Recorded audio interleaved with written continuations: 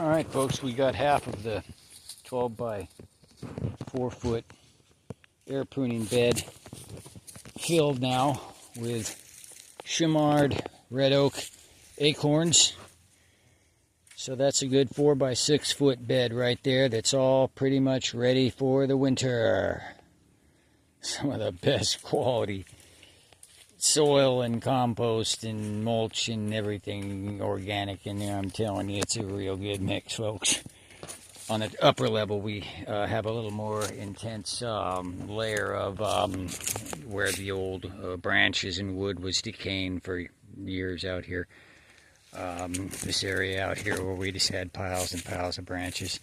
Since then, we've done some use of some of the remaining ones for firewood, but a lot of it just decayed and into the ground here. So that's covering a lot of stuff that's got more organic matter, more compost, and all kinds of goodies. There'll be no need for fertilizer on this bed for the whole year. I mean, there's a lot of good stuff in here.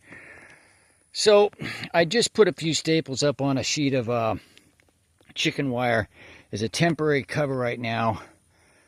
There's going to be a cap on this thing so that the trees can grow up and still be covered and protected, especially in the earlier stage when there's still acorns that rodents might get to. So we're going to build that cap and put it on there, but it's not a priority right now. There's a priority to get this other bed filled in here and get... I'm probably going to be doing the sawtooth acorns there. And to build new beds. Like I said, we're shooting to get 8 to 10 beds out in this area here. So there it is. You know, the bottom structure is just chicken wire. You know, each section is 2 foot by 4 foot. There's good treated 2x2s holding it up at the bottom, and good fasteners, screws and heavy-duty nails, all up into 2x12s, and there's 2x4s every 2 foot inside there, exception in the middle where there's a 2x12. So it's pretty good construction, but, you know, if anyone would think there could be a weak point, it could be, you know, there should be a little more steel at the bottom at the mesh, and, you know, there's options to use like concrete rebar sheets and such. They're pretty expensive, but... any of that can be rigged up. There's other ways to do that with just bars instead of the entire mesh. There's cattle and hog panels and other materials that can be used.